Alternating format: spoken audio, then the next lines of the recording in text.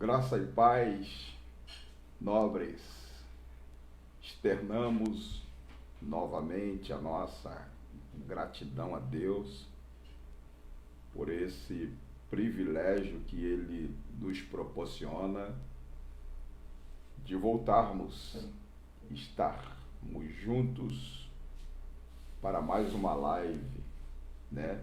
Uma live que tem por objetivo a gente continuar examinando as Escrituras, crescendo na graça, crescendo também no conhecimento que é em Cristo Jesus, o nosso Senhor.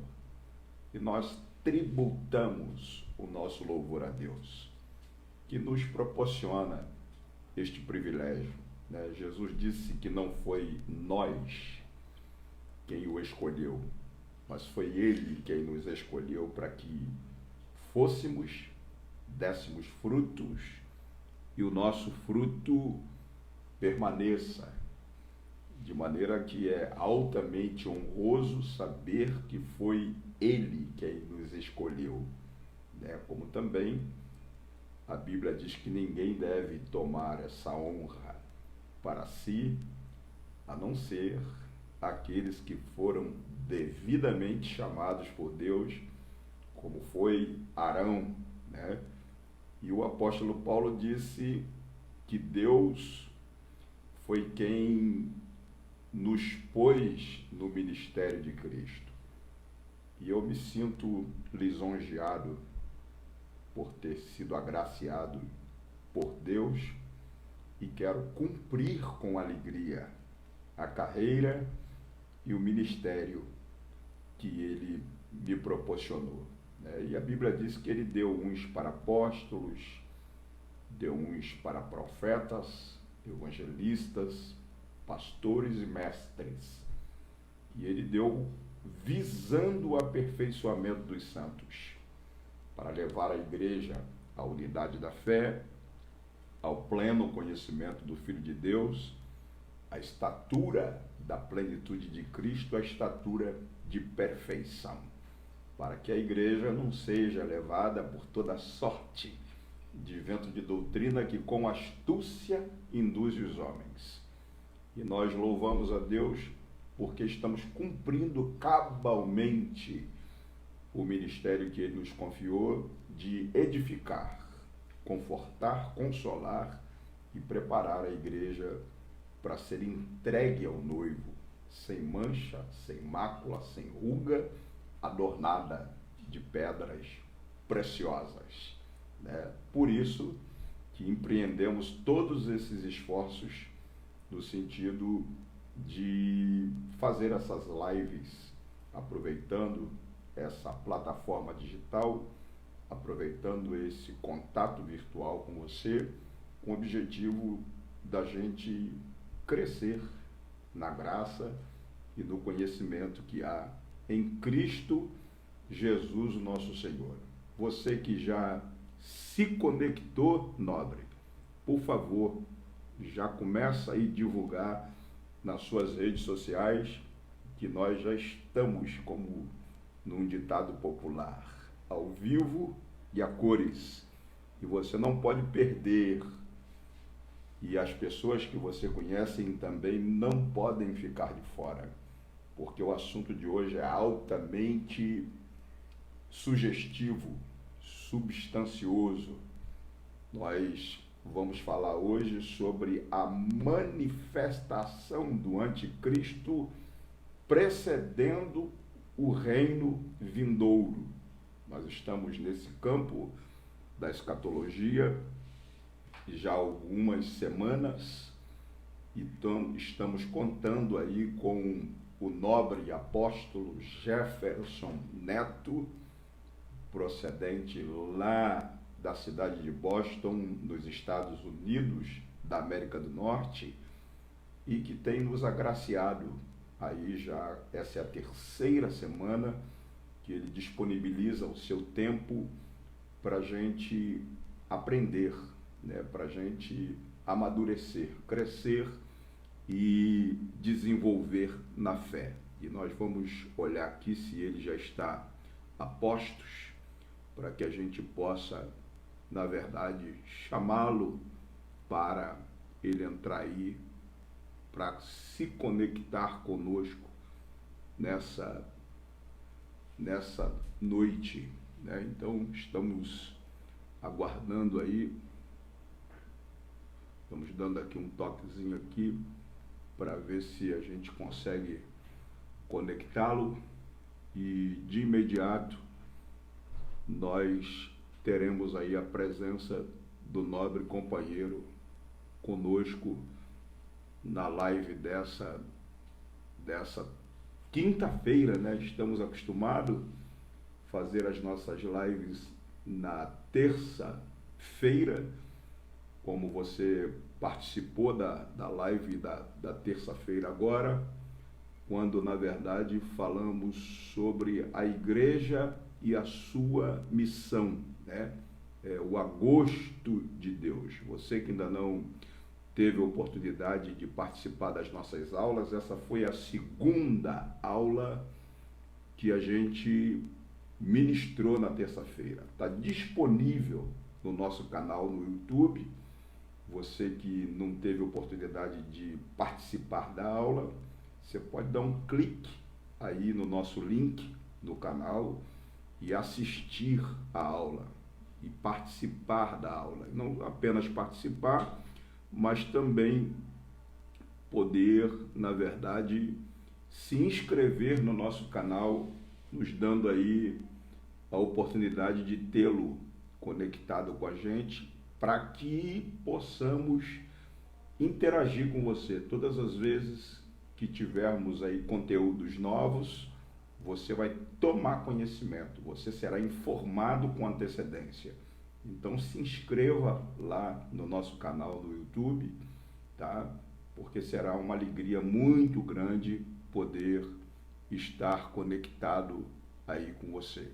Muito bem, estou aqui tentando, né, o contato com o nobre e digníssimo reverendo apóstolo Jefferson Neto, mas estou tendo uma pequena dificuldade aqui, mas com certeza, questão de fração aí de segundos, nós já teremos esse contato com o nobre companheiro, né? E estamos dando sinal aqui, né, mas não está entrando, e eu estou aqui um pouco meio despreparado, mas quem tem secretária, né, não fica perdido. Eu tenho uma boa secretária que está sempre nos dando suporte nesta hora, e eu disponibilizo aqui a minha nobre, digníssima filha Érida Ribeiro, que está nos assessorando nessa live de quinta-feira, né? Então, nobre, estamos aí praticamente em contato com o reverendo apóstolo Jefferson Neto, e ele já está na tela. Bom tê-lo, nobre companheiro. Como é que tá, tudo bem? Graça e paz. Me ouvindo bem? Você está me ouvindo? Eu estou te ouvindo bem. Tá me ouvindo aí? Tá me ouvindo? Peraí, deixa eu está aqui o meu. Ok. Você está me ouvindo bem aí? Estou te ouvindo. Você me ouve? Ah, beleza. Então, agora nós nos conectamos direitinho. Amém. Muito bem. Então está o apóstolo Jefferson Neto, nosso professor de escatologia, um homem altamente adestrado nessa área de escatologia, e a gente não pode deixar perder a oportunidade de explorar, né, esse homem aí que, como diz o catarinense, tem café no bule. E nós abrimos novamente aí os microfones para ele cumprimentar o nosso povão, e já de imediato nós não vamos perder tempo. Já vamos entrar aí no assunto. Hoje a gente está falando sobre a manifestação do anticristo precedendo o reino vindouro. E eu queria que você já espalhasse aí nas suas redes sociais, você que está conectado, com o objetivo de que outras pessoas sejam agraciadas por essa palavra. Meu nobre, por favor, fica à vontade aí para cumprimentar a nossa gente. Olá, paz a todos, queridos irmãos. Prazer esse tempo aqui com vocês, com o pastor Samuel, que é um amigo já de muitos anos, e com todos vocês aí conectados, pastores, estudantes de escatologia, enfim, né? É uma grande alegria discutir escatologia. Estávamos eu e o pastor Samuel conversando hoje mais cedo um pouco, e exatamente sobre isso. Discutir escatologia é bom, porque é bíblico, tudo que está na Bíblia precisa ser debatido, discutido, etc. Porém, a gente entende que são assuntos sensíveis, né? E que às vezes mexe com a convicção das pessoas, desafia, né, as pessoas a repensar muita coisa. E a única coisa que nós pedimos a você que está nos ouvindo é que confira os textos, né? E a gente expõe aqui a nossa linha de pensamento, que é pré-tribulacionista. Nós acreditamos que o Senhor Jesus arrebatará a sua igreja antes da grande tribulação. E você pode voltar lá no primeiro vídeo, esse já é o terceiro, que você vai entender as razões do porquê acreditamos nisso. Nós não somos aqueles pré-tribulacionistas inseguros, né? Com dúvida. Não, eu sou convicto. Inclusive, não sei se o pastor Samuel sabe disso, mas eu comecei como pós-tribulacionista. Eu comecei lá atrás, há 30 e tantos anos atrás, no início do meu ministério, como pós-tribulacionista. Porque o meu pastor era meso-tribulacionista. E eu fiquei ali naquele negócio do meso e tal, mas não fazia muito sentido para mim e tal. O que eu fiz? Eu peguei o que tinha mais próximo, que era o pós-tribulacionismo. Entendeu? Isso até que eu ganhei independência de raciocínio, independência intelectual, para poder pensar por mim mesmo. Então, eu comecei a estudar a Bíblia com o conhecimento que eu adquiri, com informações novas que vinham, e o mais importante, eu passei a estudar a Bíblia considerando a influência judaica no texto. Então, quando você começa a estudar a Bíblia, considerando a influência judaica, nós vamos falar um pouquinho disso aqui, aí você é completamente desviado do pós-tribulacionismo e do meso, e inevitavelmente você se torna pré-tribulacionista. Para você ser pós, você tem que ignorar o judaísmo, literalmente, porque você é levado a interpretar a letra literalmente, né? Desconsiderando o fundamento histórico, cultural, linguístico das passagens. Então, quando você parte para o fundamento judaico e linguístico, e você passa a entender certas coisas, então você inevitavelmente se torna pré-tribulacionista. Obrigado, pastor Samuel, por este prazer, mais uma vez, de estar com vocês, viu?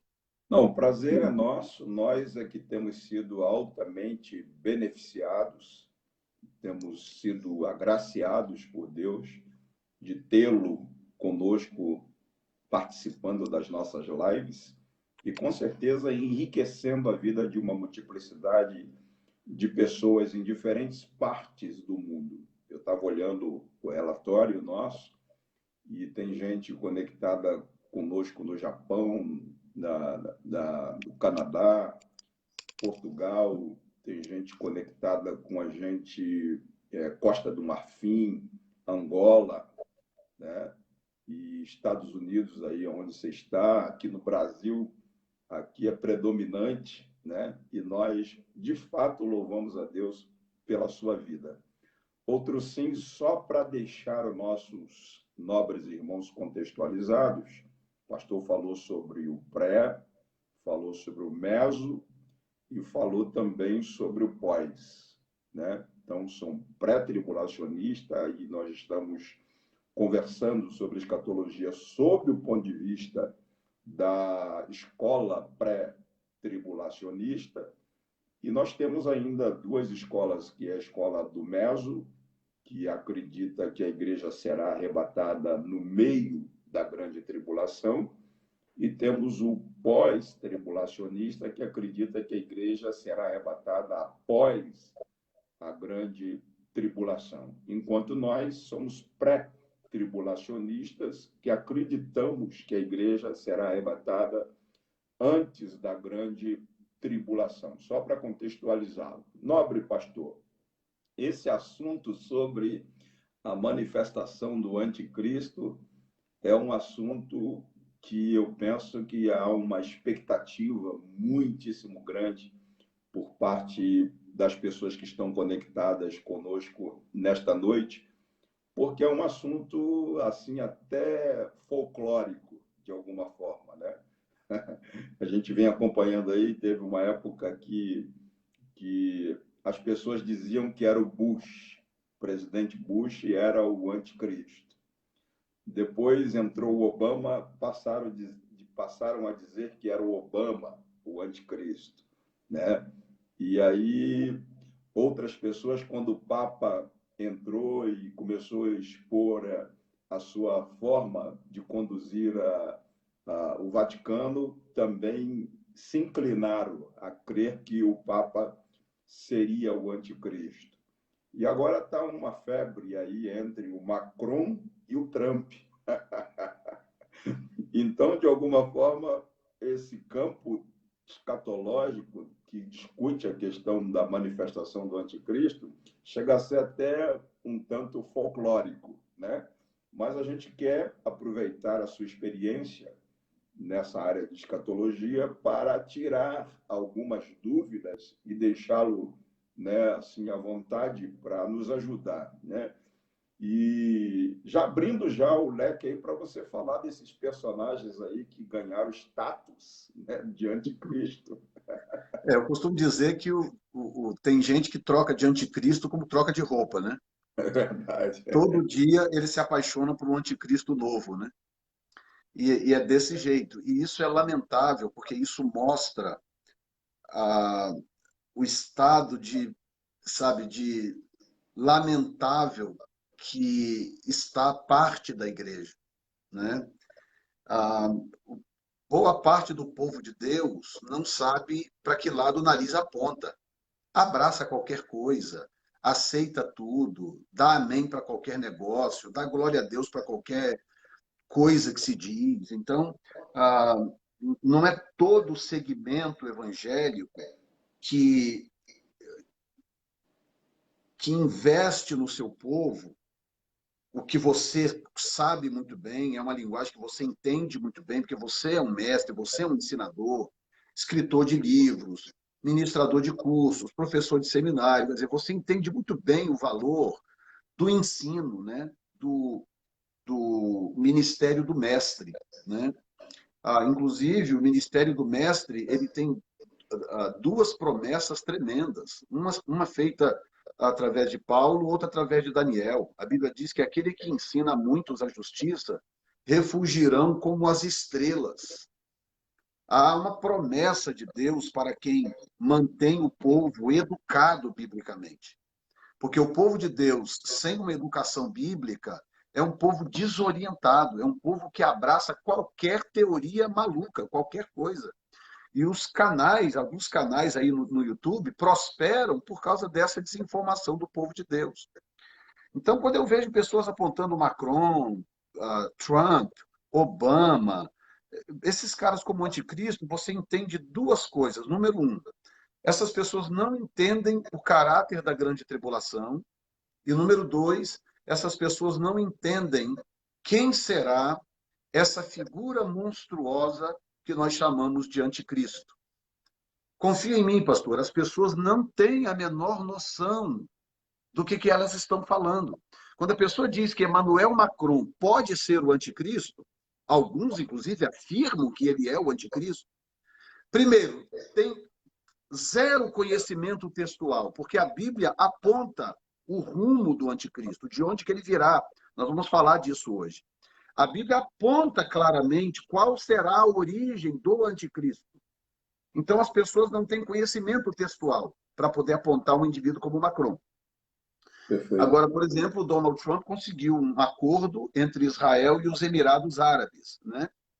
Um acordo importante, não é algo assim extremamente importante, mas é um acordo importante porque dá uma certa estabilidade maior para Israel, né? Porque havia um litígio entre Israel e os Emirados, não havia comércio direto, e agora o Trump conseguiu um acordo para que então haja comércio direto entre eles, e eles derrubaram algumas animosidades. Pronto, já tem maluco aí dizendo que o Trump é o anticristo porque ele produziu um acordo de paz entre Israel e os Emirados Árabes. Ou seja, as pessoas não têm a menor noção do que estão falando. Não a menor Deixa, noção. Não deixa tem. deixa eu fazer uma colocação até de caráter didático, porque a gente tem muita gente simples que está conectada com a gente na live. Claro que tem também muitos pastores altamente versados nessa área de escatologia, conectados com a gente agradece tê-los conosco, mas de fato temos muita gente simples. E essa palavra anticristo, né, tem um prefixo anti, que está relacionado com contra, é isso? A palavra anti está relacionado contra, e também tem o sentido de tomar o lugar de, não é isso? Então, só para deixar o simples, o nobre irmão que está conectado, que a gente está falando da manifestação do anticristo precedendo o reino vindouro, e esse personagem, o qual, de alguma forma, é tão falado e, de alguma forma, como já vimos aí, muitas pessoas inclinadas para o Macron, inclinada para o Trump, né? Então, essa discussão da etimologia da palavra anticristo, eu penso que, de alguma forma, auxilia você também a abrir um leque sobre essa questão. Então, o anticristo ele vem da linhagem militar de Alexandre o Grande. Quando a gente precisa ter uma noção do livro de Daniel para a gente poder entender um pouco a respeito do anticristo, né? E o livro de Daniel está dividido de uma forma interessante. Ele está dividido com a primeira metade do livro é o lado histórico do livro e a última metade do livro são profecias, né?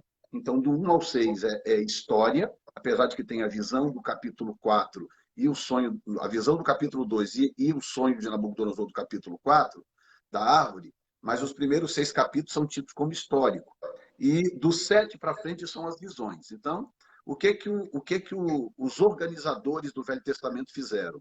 Eles desorganizaram o livro de Daniel cronologicamente para organizá-lo teologicamente. Então, o livro está organizado para nos ajudar a entender as visões.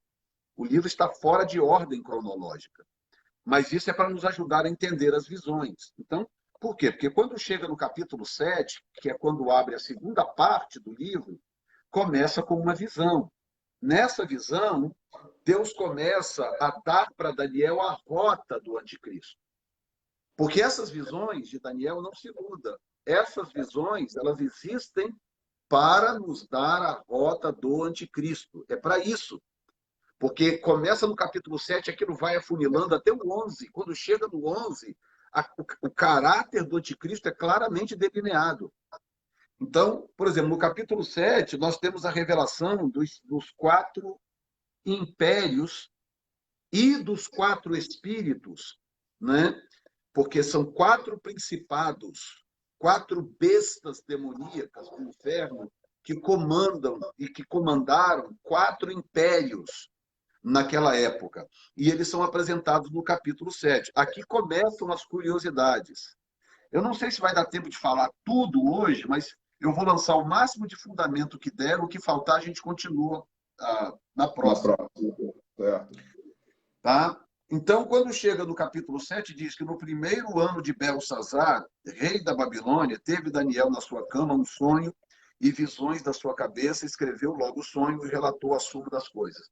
Tudo começa com o fato de que não é coincidência que Daniel tenha tido essa visão no primeiro ano de Belsazar, porque Belsazar foi o pior imperador da Babilônia. Ele foi o mais sanguinário, o mais irresponsável, o mais inconsequente e o mais bruto de todos. Portanto, Deus está se comunicando tanto através da visão, como Deus está se comunicando através da tipologia em volta de Daniel. Deus usa o primeiro ano de Belsazar para mostrar a Daniel o desenrolar desses 4 reinos, porque Deus sabia que Daniel entenderia por que ele estava fazendo isso naquela época. Veja, por exemplo, que quando chega, por exemplo, no capítulo 5, para você ter uma ideia como que o livro de Daniel está fora de ordem cronológica, né? No capítulo 5, nós temos já o último ano de Belsazar, no capítulo 5, que é quando aparece aquele banquete do rei Belsazar, que ele manda trazer os objetos sagrados do Senhor, que haviam sido trazidos de Jerusalém, na época em que Jerusalém foi destruída, na ocasião do profeta Jeremias. E aí Belsazar manda trazer esses objetos. O capítulo 5 já é o último ano de Belsazar. É quando cai a Babilônia. Então, o capítulo 7, cronologicamente falando, ele está antes do 5. Só que o livro está organizado assim, que é para nos ajudar nas visões. Então, o que o Senhor está dizendo? Que o que está vindo pela frente vai revelar o caráter de um líder sanguinário, mais ou menos do top de Belsazar. Então, Belsazar passa a ser um tipo. Belsazar é uma espécie de referência tipológica do que pode ser o anticristo. Entendeu? E ele será parado. O que a Bíblia diz? A Bíblia diz que o anticristo será derrotado com a espada aguda que sai da boca de Cristo. Né? É uma das profecias contra o anticristo. Ora, como que Deus parou Belsazar? Através de uma palavra que saiu da sua boca, com um dedo que escreveu no umbral da parede do palácio, Mene, Mene, Tekel, Farzim. Então, foi necessário uma palavra direta da parte de Deus, escrita no mural do palácio, para poder destruir o reino de Belsazar e para julgá-lo. Quando Daniel vem e interpreta aquela fala, naquela mesma noite, diz o texto, a Babilônia caiu, porque a Pérsia estava acampada do lado de fora, e enquanto Belsazar fazia festa lá, o Império Persa estava desviando o leito do rio e entrando por debaixo da cidade, porque eles desviaram o leito do rio. Então, enquanto Daniel interpretava a visão, enquanto ele interpretava, os persas estavam entrando na cidade.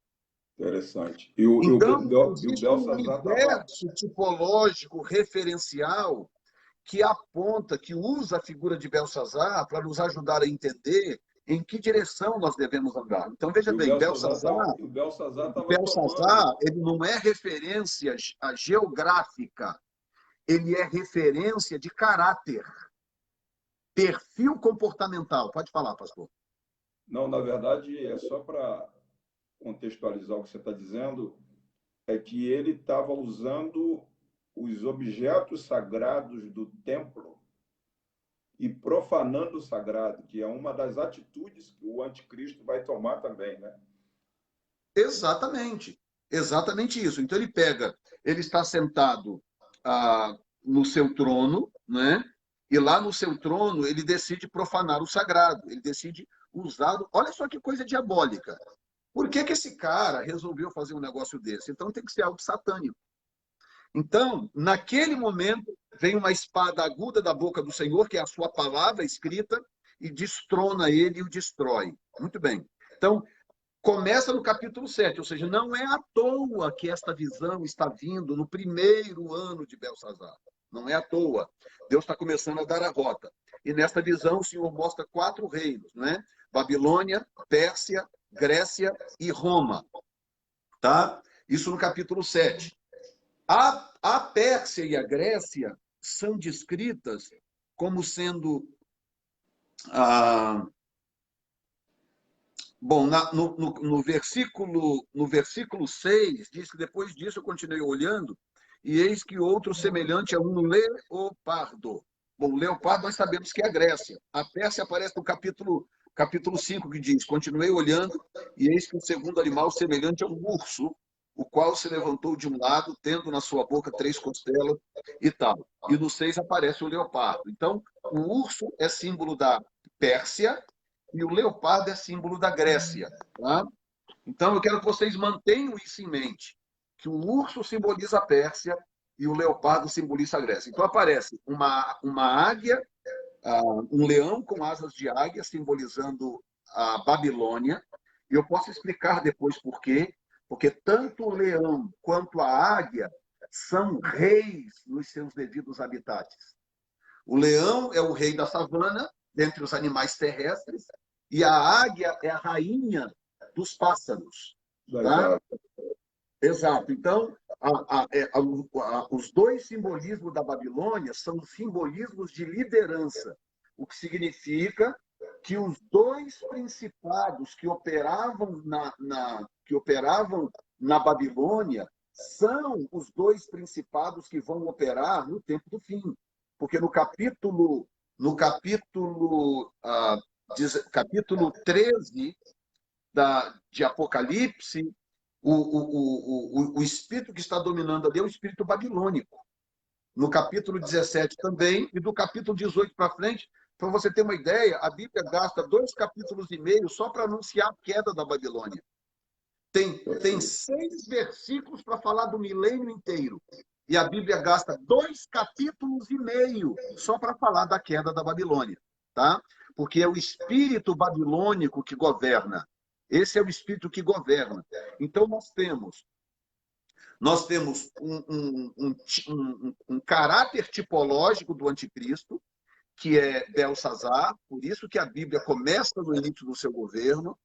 Número 2, nós temos uma liderança tipológica do anticristo, que é o espírito babilônico, e nós temos o império tipológico do anticristo, que é o império grego. Então, nós temos 3 coisas para rastrear na Bíblia, para a gente poder entender de onde que esse caboquinho vem. Tá? Então, o leão com asas de águia é a Babilônia, o urso com 3 costelas na boca é a Média e a Pérsia, que depois se resume na Pérsia, o leopardo também com asas de aves e com 4 cabeças é a Grécia, e depois aparece um animal terrível que ele não descreve, que é o Império Romano. Muito bem. Agora, olha bem que coisa tremenda. No capítulo 7, versículo 2, já começa a acontecer coisas que vão desmontando, por exemplo, o pós-tribulacionismo. E eu digo isso com respeito a quem quer que pense dessa forma. Verso 2 diz assim: Falou Daniel e disse: Eu estava olhando na minha visão da noite, e eis que os 4 ventos do céu combatiam no mar grande. Então, nós temos 2 expressões aqui: 4 ventos e mar grande. Bom, qualquer estudante da Bíblia sabe que a expressão mar grande, no Velho Testamento, aponta para o mar Mediterrâneo. Né? É uma expressão do mar Mediterrâneo. Tá? Então, o mar Mediterrâneo, ao redor do mar Mediterrâneo, ele faz uma espécie, como se fosse um U, né? Para quem não lembra, o mar Mediterrâneo faz como se fosse um U, assim.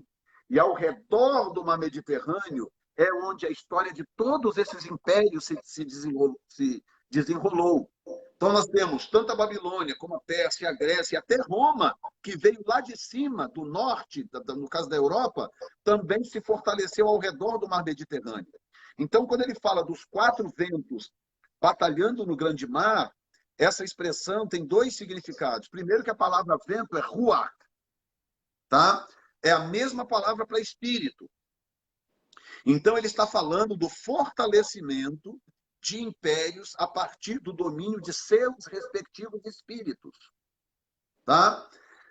E aí a expressão, não sei quem lembra, por isso que eu digo que os pós-tribulacionistas se apressam, em Mateus 24, 31, nós falamos na semana passada, que diz assim: e ele enviará os seus anjos com rígido clamor de trombeta, os quais ajuntarão os seus escolhidos desde os 4 ventos, de uma a outra extremidade dos céus. Aí a pessoa fala: oh, bingo, tá vendo? A igreja vai ser arrebatada no final da grande tribulação. A questão é, meu filho, é que a expressão quatro ventos não está aqui por acaso. Jesus não está dizendo quatro ventos à toa. Ele está dizendo quatro ventos porque a expressão quatro ventos está intimamente ligada com Israel. O primeiro exemplo está aqui. O profeta Daniel, o profeta de Israel, profetizando. Eu estava olhando na minha visão da noite e eis que os quatro ventos do céu combatiam no grande mar. Então ele está localizando essa batalha dos quatro ventos ao redor do mar Mediterrâneo, que foi para onde as 10 tribos foram deportadas, né, em 622, e foi para onde a nação de Judá foi também exilada em 587. Então, todos os exilados de Israel, até o final do ano 70, foram exilados para aquela região ali do mar Mediterrâneo. Porque a gente sabe disso. Tanto as 10 tribos quanto a tribo de Judá. Claro, porque as 10 tribos foram exiladas na Assíria, que hoje equivale ao norte do Iraque. Perfeito. E a tribo de Judá foi exilada na Babilônia, que é o Iraque. Você está entendendo? Na mesma no geografia ano 70, do mar, né? Na mesma tudo ao redor do mar Mediterrâneo. E no ano 70, quando aconteceu a diáspora, que eles foram espalhados, eles se espalharam todos para aquela região. Alguns foram para a Europa e outros lugares foram, mas a grande maioria naquela região. Até hoje, nós temos comunidades judaicas inteiras no Iraque, nós temos na própria Síria, agora não tanto por causa da guerra. Nós temos comunidade judaica no Afeganistão, Paquistão, naquela região toda, comunidades inteiras judaicas.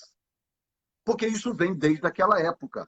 Então, o texto fala dos quatro ventos. Quando Ezequiel, no capítulo 37, que Deus mostra para Ezequiel a restauração de Israel, Ezequiel 37, a visão do Vale de Ossos, que o Senhor leva Ezequiel lá e fala, profetiza, Quando chega no verso 9, o Senhor diz assim, e ele me disse, profetiza ao Espírito, profetiza, ó Filho do Homem, e dize ao Espírito, assim diz o Senhor Jeová, vem dos quatro ventos. E essa profecia, ninguém duvida que a profecia dos ossos secos é uma profecia para a restauração do povo de Israel. Perfeito. E por que, então, que a expressão quatro ventos reaparece aqui de novo, da mesma forma como Daniel fez? E lembre-se que Ezequiel era contemporâneo de Daniel. Enquanto Daniel profetizava na província da Babilônia, Ezequiel profetizava numa outra província ao lado. Contemporâneos, e eles estão usando as mesmas expressões, porque os dois eram profetas, profetas de Israel e profetas messiânicos. Tá? Zacarias 2,6, que é outro profeta de Israel messiânico, ele diz, olá, fugi agora da terra do norte, diz o Senhor, porque vos espalhei como os quatro ventos do céu, diz o Senhor. E para piorar a situação de quem é anti-pré-tribulacionismo, em Apocalipse 7:1, naquela visão dos anjos segurando os quatro ventos, diz assim, depois dessas coisas, vi quatro anjos que estavam sobre os quatro cantos da terra, retendo os quatro ventos. Retendo os quatro ventos, para que nenhum vento soprasse sobre a terra, nem sobre o mar, que mar é esse? Nem contra árvore alguma. E vi outro anjo subir da banda do sol nascente, e que tinha o selo do Deus vivo, e clamou, dizendo e tal. Aqui você conhece a história. Eles vão selar 144 mil judeus, que serão testemunhas da grande tribulação. Eles vão trabalhar ao lado das duas testemunhas. E são judeus, porque o nome das tribos estão todas aqui. Todas as tribos. Então, são 144 mil judeus. E como que eles são identificados? Pelos quatro ventos. Então, eu mostrei para você Ezequiel 37:9, Zacarias 2:6, mostrei Apocalipse 7:2 e mostrei Daniel 7:1. todos conectando os 7 ventos a Israel. Aí eu te pergunto, por que Mateus 24:31 estaria conectado com a igreja? Se todos os outros textos, os 4 ventos, estão ligados a Israel. E o forte do pós-tribulacionismo é exatamente Mateus 24, verso 29. Né? Exato. E é o texto que eu mais gosto, que eu mais uso para desmontar a teoria pós-tribulacionista. Porque quando você começa a adicionar judaísmo na coisa, você desmonta completamente. Tá? Muito bem. Quando chega no versículo... como eu já sei que não vai dar tempo de falar tudo hoje, eu não vou correr. Eu quero falar bem tranquilamente, porque eu quero ver se eu ajudo o pessoal a entender algumas coisas que aqui acontecem. Tá? Muito bem. No capítulo 7 tem esses 4 animais. No capítulo 8... Deixa eu só dar um contexto aqui antes. Daniel tem a visão e o Senhor mostra para ele o animal, a Babilônia, que são os animais, que são, perdão, a Babilônia, que é o leão com asas de águia, né? Diz assim, e vi 4 animais, verso 3, diferentes uns dos outros. O primeiro era como leão e tinha asas de águia. Eu olhei até que foram cortadas as asas, e foi levantado da terra e posto em pé como um homem, e foi-lhe dado um coração de homem. E nós entendemos que isso aqui aconteceu porque Nabucodonosor se converteu. Basta ler no final do capítulo 4, você vê que o homem se converteu. Perfeito. Né?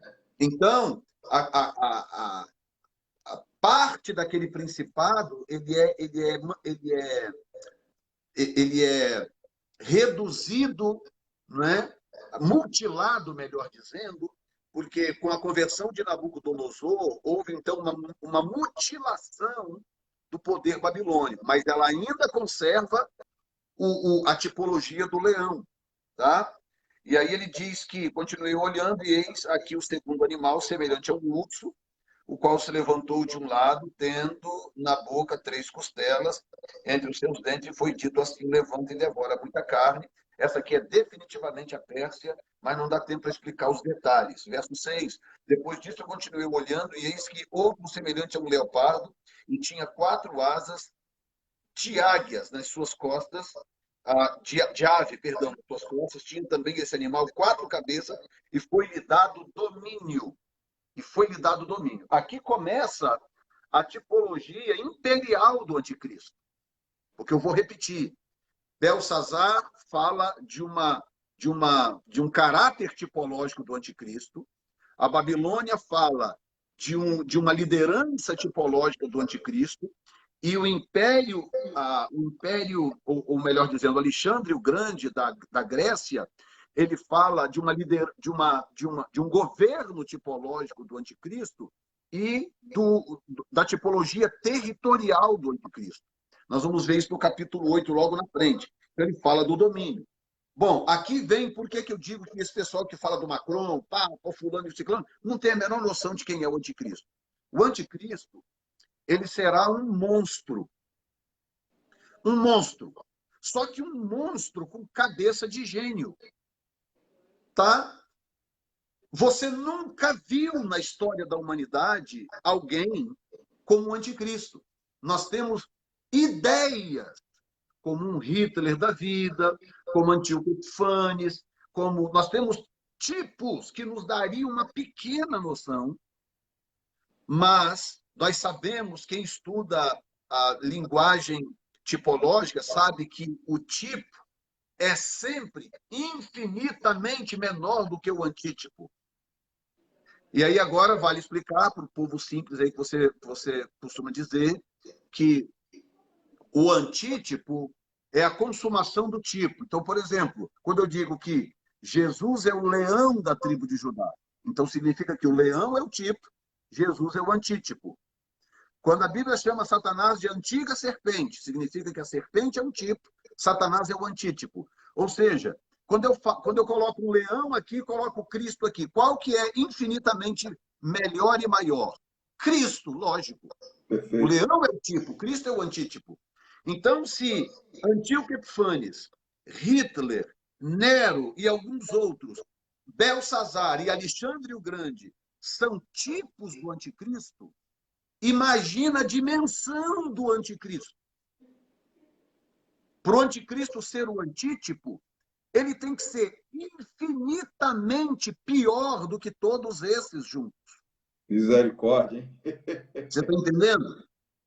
E, além de tudo isso, ele tem que ser um grande gênio, porque ele terá que conseguir levar o planeta Terra no bico por 3 anos e meio. Aí, Os únicos que ele não enganará serão os crentes desviados que perderam o arrebatamento e os judeus que acordarão e que despertarão e verão que tem alguma coisa errada.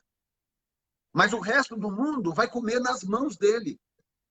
Aí você pega desculpa aqui, gente, você pega uma topeira igual esse Macron, que não consegue controlar nem o próprio país dele, o cara quase perde a presidência por causa de revolta dentro da própria nação. O cara não consegue resolver os problemas da própria nação, que é desse tamanho. E você acha que essas 3 religiões predominantes no mundo, né? Não são as 3, propriamente dizendo que as 3 são as 3 maiores, porque tem uma delas que não tem tanta expressão quantitativa, né? Mas 2 delas são extremamente expressivas, que disputam entre si. O islamismo e o cristianismo disputam em termos de quantidade, né? De expressão como maiores religiões do mundo. E abaixo vem o judaísmo, de onde emergiu praticamente todas elas. Yes. Será, baseado no que você falou aí, você acha que o anticristo tem alguma ligação com essas 3 religiões? Então, eu vou mostrar aqui, se a gente não der tempo hoje, na semana que vem, a gente pode... Não, fica devagar, vai devagar. A gente pode ir com os detalhes, mas as coisas podem mudar amanhã, o mês que vem ou o ano que vem, porque profecia é assim, você entende as profecias, Deus programou as profecias para elas serem entendidas no tempo certo. Foi Deus que fez isso, tá? Então, pode ser que mude daqui a 10, 20, 30 anos? Pode. Mas hoje, no cenário de hoje, eu entendo que o anticristo virá do Islã, tá? E eu tenho todas as minhas razões para dizer isto. Não sei se em algum momento teremos condições de chegar em todas elas, mas eu entendo claramente que o anticristo vem do Islã e inclusive, a linhagem, eu tenho um vídeo no meu canal, Vem Pensar TV, no YouTube, Vem Pensar TV. Se você entrar lá, você vai encontrar esses vídeos. Eu tenho um vídeo no meu canal onde eu pesquisei a linhagem do anticristo, tá? Eu começo lá em Caim, em algumas profecias sobre Caim, e eu venho delineando a linhagem dele, e eu vou mostrando que a linhagem dele passa por Ismael e Esaú, porque Ismael engoliu a descendência de Esaú e elas se fundiram e se tornaram uma só. E da linhagem de Ismael com Esaú vem seguindo a linhagem do anticristo, tá? E é um estudo de quase 2 horas, então não dá para resumir aqui em alguns minutos.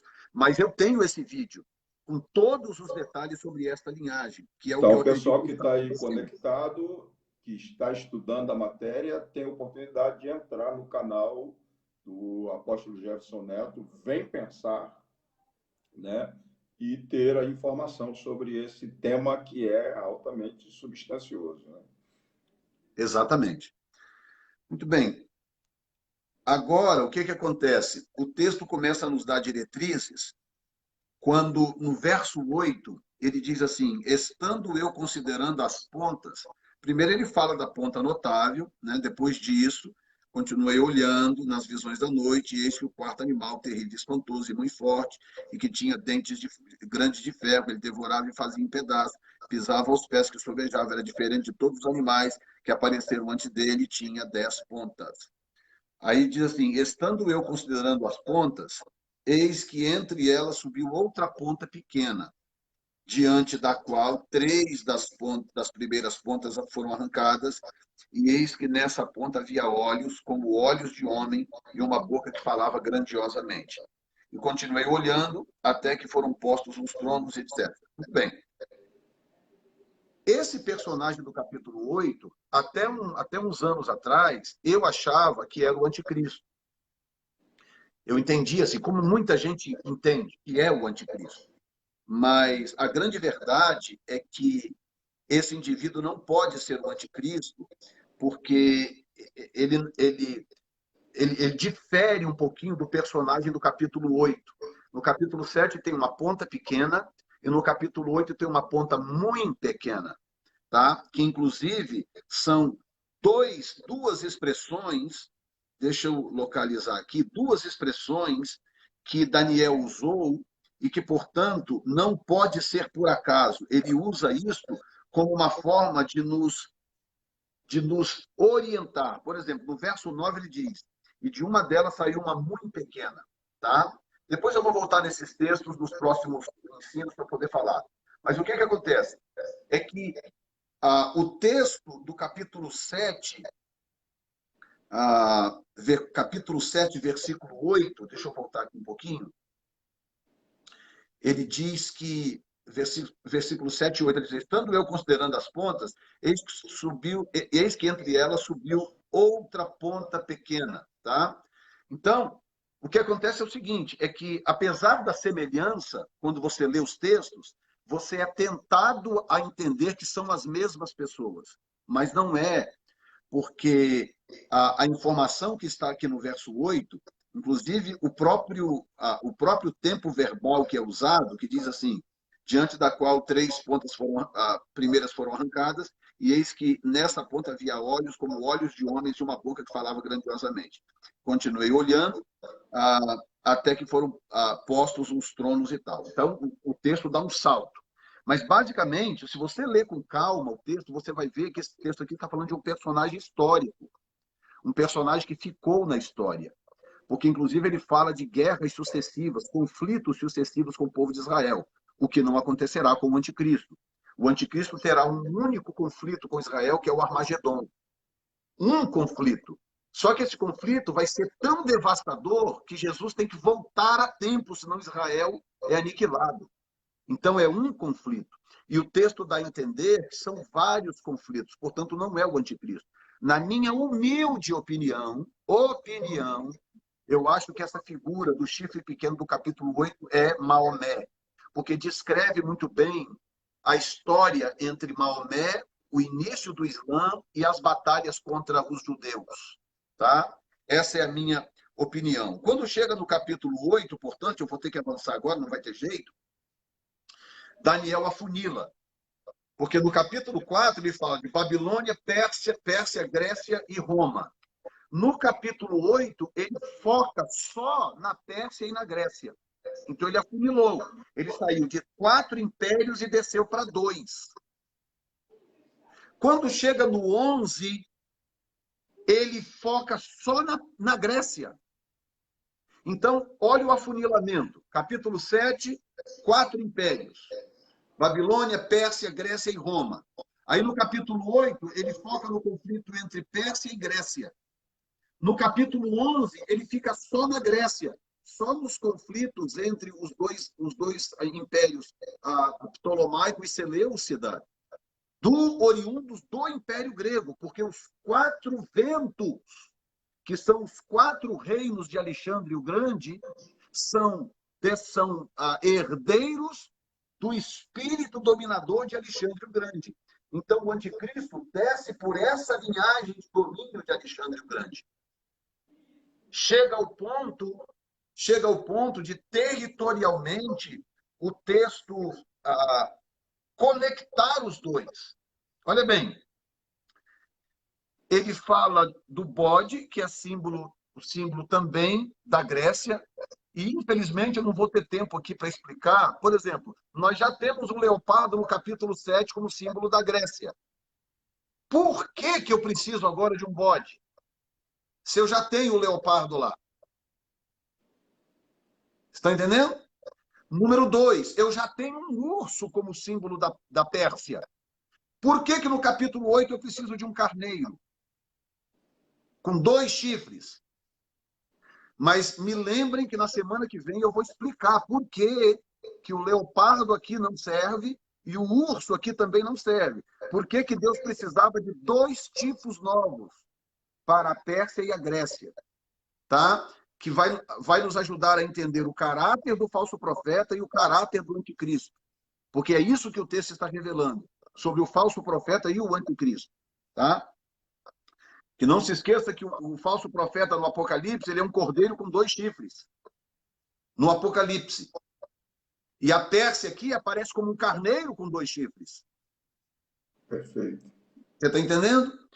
Mas aí, quando o texto agora muda o tipo, e agora a Grécia agora é apresentada como sendo um bode, tá? Um bode. Ele diz assim: o bode engrandeceu-se em grande maneira, mas estando na sua maior força, aquela grande ponta foi quebrada e subiram no seu lugar quatro também notáveis para os quatro ventos. Gente, Alexandre o Grande dominou o mundo com 32 anos de idade.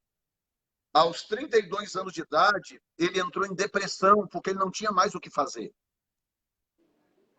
Será que vocês conseguem entender agora o que a Bíblia está tentando nos dizer quando a Bíblia traça a linhagem de domínio do anticristo a partir de Alexandre o Grande? Alexandre o Grande, ele foi um gênio tão extraordinário em termos de guerra e de batalha que o mundo inteiro estava aos seus pés aos 32 anos de idade. Que isso, hein? 32. E a Bíblia está conectando a ele. Verso 9 diz assim: e de uma e o bode se engrandeceu em grande maneira, mas estando na sua maior força, aquela grande ponta foi quebrada, que é a morte de Alexandre o Grande, e subiram no seu lugar quatro também notáveis. Olha aqui, ó, a linguagem dos quatro ventos. Quatro também notáveis para os quatro ventos.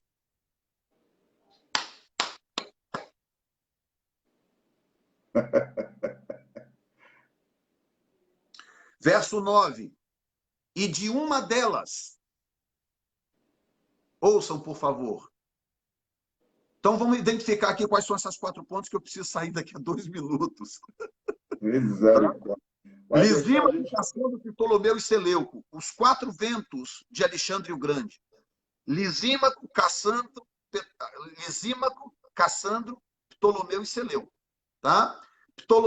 Seleuco dominou Lisímaco e Cassandro tornou-se o Império Seleucida. E Ptolomeu do Egito tornou-se o Império Ptolomaico. O capítulo 11 não fala nem de Lisímaco nem de Cassandra. Tá? O capítulo 11 fala de Seleuco e Ptolomeu, Reino do Norte, Seleuco, Reino do Sul, Ptolomeu. Reino do Sul, Egito, Reino do Norte, Assíria. Tá? Então, o capítulo 11 está focado inteiramente nesses dois aqui. Ó. Por quê? Porque a Bíblia está tentando atrair a minha atenção geograficamente para a região de sustentação do anticristo. É isso que o texto está fazendo. Verso 9 diz assim: e de uma delas, das quatro pontas, diz, de uma delas, portanto, não pode ser da França, gente, pelo amor de Deus. Não pode ser dos Estados Unidos. De uma delas saiu uma ponta muito pequena, a qual cresceu muito para o meio-dia, para o até ao exército dos céus, que é outra história que eu posso explicar depois também. E alguns do exército e das estrelas deitou por terra e os pisou. Tá? Muito bem, então o texto afunilou e ele está me dando territorialmente que o anticristo vai estar conectado. Ele não precisa morar nesse lugar, mas ele tem que estar territorialmente conectado ou ao norte da África, que é o Império Ptolomaico, ou a região da Síria, Iraque e Líbano, aquela região ali que era o antigo Império Sírio. Tá? Então, o Império Seleucida. Por quê? Só sobraram os dois, capítulo 11 de Daniel. E ele está dizendo, de uma delas eu vi uma ponta muito pequena se levantando. Gente, essa região é toda muçulmana hoje. A Síria é toda muçulmana, Iraque, Líbano, a Jordânia, Irã, a Arábia Saudita, e vai somando. Turquia é toda muçulmana. E a Bíblia está me dizendo que o anticristo vai sair de uma dessas regiões. Então não precisa ser cientista de foguete, basta seguir o texto bíblico. E aí na semana que vem eu vou falar um pouco sobre a 2 Tessalonicenses 2, que alguns pensam que é o bicho-papão, né, do pré-tribulacionismo. Eu vou explicar aquele texto ali, aí a gente vai um pouco para o Apocalipse, que eu acho que vai dar tempo, tá bom? Minha gente, vocês que estão conectados, vocês precisam, nessa semana, ler o livro de Daniel, tá? Se possível, ler o livro de Apocalipse, porque na próxima quinta-feira, o nobre apóstolo volta no tema e já vai nos deixar. Ele fez hoje uma plataforma, né? Montou uma plataforma para nos colocar de frente com esse personagem que será o anticristo. Então, você não pode ficar de fora dessas lives, porque elas são imperdíveis. Eu vou deixar o Nobre se despedir, depois eu continuo falando com vocês. Aguardo, não sai agora não, que eu tenho informações interessantes sobre a próxima live. Pois não, meu apóstolo? Pastor Samuel, então, de novo, aí, meu agradecimento, aí, o seu carinho, né, de abrir aí esse canal. E compartilhar a palavra de Deus é sempre um prazer. Claro que é uma grande responsabilidade, mas é também um grande prazer. Deus te abençoe, Deus abençoe aí os seus seletos ouvintes, né? Um abraço a todos aí no nome de Jesus. Reverendo, muito obrigado por tê-lo conosco na noite dessa quinta-feira, tá bom? E quinta, nós estamos aguardando com expectativa o desenrolar desse mistério profundo que o rolo já foi entregue hoje para a gente, tá bom? Amém. Grande Um abraço, abração. sucesso aí para Amém. você. Minha Amém. gente, eu quero dizer para vocês, deixa um comentário aí na live de hoje sobre esse substancioso assunto. Não é tão easy de se compreendê-lo, porque são profecias veterotestamentárias, profecias que estão nas escrituras do Antigo Testamento, em especial no livro de Daniel, tá? Que corrobora com o livro de Apocalipse, e obviamente que a gente vai ter que ler o livro de Daniel, se possível, ler o livro de Apocalipse até a próxima quinta que vem, porque com certeza nós teremos surpresas extraordinárias dentro do contexto desse assunto preponderante que a gente está falando sobre a manifestação do anticristo precedendo o reino vindouro. Por favor, Nobre, eu tenho insistido com você, e já que a gente tem tanto carinho oferecendo para você o melhor que a gente pode oferecer através das nossas lives, você deveria ser recíproco conosco. Em que sentido, pastor Samuel? Vai lá no canal, tem um link aí, vai lá no canal, dá um clique no sininho lá e se inscreva no canal, porque é necessário a gente tê-lo inscrito no canal, porque vem muita coisa daí para frente que eu quero deixar você informado, tá? E você que está participando do curso online A Gosto de Deus, a Igreja, a Sua Missão, porventura não assistiu à aula de terça-feira, porque nós tivemos um pequeno problema no canal do YouTube e fizemos no Facebook, e muita gente talvez ficou perdida nesse contexto, você pode assistir a nossa aula que já está disponível no canal. Vai lá no canal, assiste a aula, porque ela será de grande valia para o questionário que eu vou te enviar, tá? Enviar no seu e-mail, você que se inscreveu no canal. E não se esqueça que na próxima terça-feira voltaremos a estar juntos aí com a gosto de Deus, a Igreja é a Sua Missão, e na quinta-feira a sequência deste assunto, a manifestação do anticristo precedendo o reino vindouro. Então, deixa aí o seu like, deixa aí o seu comentário, que eu vou ficar muitíssimo agradecido. Um grande abraço a todos vocês, que Deus em Cristo impetre as mais ricas e copiosas bênçãos na sua vida e da sua família. Eu, na verdade, tenho aqui uma multiplicidade de nomes, tá? De pessoas que estão conectadas conosco na live. Eu vou citar alguns aqui, e se você dá o ar da graça aí, eu vou te citar também a Cristiane Pereira Leal, está conosco. Que bom, Cristiane, tê-la conosco. Estou vendo aqui também, estou vendo aqui a Maria Helena está conosco, estou vendo a Deise Dornelas também, ou seja, Gessé Dornelas conosco também. Estou vendo a Helenilda, que sempre nos dá alegria, o Márcio Lúcio nos dá alegria. Que bom, o Osmar Guimarães, estou vendo Jairo Santos conosco também conectado. Então, nós temos aí um monte de gente. Você pode dar o ar da graça aqui, que a gente vai fazer uma oração agora para terminar a nossa live, e eu quero incluir o teu nome e o nome da sua família nesta oração, para Deus intervir com mão forte, braço estendido, em algumas áreas da sua vida que precisa de uma intervenção da parte de Deus. Então, entra aí. Estou vendo o Josimar, que bom, Josimar, tê-lo conosco também. Estou vendo o Wellington Roger, que nos dá a satisfação da sua participação. Tá? Que coisa linda, né? Estou vendo o Ageu, que nos dá a alegria da sua participação. Estou vendo o Marco Antônio, tá?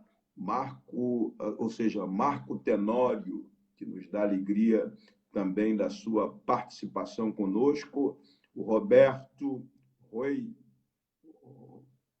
Roitos, né, que nos dá também alegria. A Carme, Carme, que bom tê-la conosco na noite dessa quinta-feira, participando da nossa live. Que bom, que alegria. Tiago está nos dando a satisfação da sua participação também. E eu quero orar por você e por sua família. Só está faltando você mostrar a sua carinha aí. A Lilian, missionária Lilian. Estou vendo o Gesenil Reis. Estou vendo o Vanderlei Lourenço. Que bom, Vanderlei, tê-lo conosco. Francisco José Ramalho, grande amigo lá de Atlanta. Que bom, Francisco. Um abraço aí no meu nobre, digníssimo amigo, pastor Ramalho. Tá? Francisco sempre nos recebe com muito carinho lá em Atlanta. Também o Anderson, ou seja, o Emerson e a Ruth Lima. Catiana, minha sobrinha, não deixa de estar conosco, sempre nos dando alegria. O Neto Nunes, e quanta gente, né? Wagner, quem é que mais? Mário Silva, Samuel Ferreira, e, meu Deus, é uma relação muito grande. Então, daqui a pouquinho, terminando a live, eu mando um caloroso abraço para todos vocês, tá bom? Pai, no nome de Jesus de Nazaré, nós te bendizemos, te tributamos o nosso louvor, te rendemos graças, te agradecemos por essa noite memorável de quinta-feira, onde pudemos sentar para examinar a tua palavra. Obrigado pela vida do apóstolo Jefferson Neto, Senhor. Tu tens iluminado os olhos do entendimento do teu filho, feito ele saber coisas relacionadas com a escatologia, com as profecias que dizem respeito ao futuro da tua obra e da tua igreja. Continua abençoando o apóstolo Jefferson Neto com as mais ricas e copiosas bênçãos. E cada ouvinte, Senhor, cada pessoa que está conectada conosco, seja agora agraciada com a bênção do Senhor. É a nossa oração, no precioso nome de Jesus de Nazaré. Aguardo você, nobre, terça-feira, 8 da noite, para o curso online, a Igreja e a sua missão. Eu vou terminar aqui a live. Ao terminar aqui, você entra no meu canal, dá lá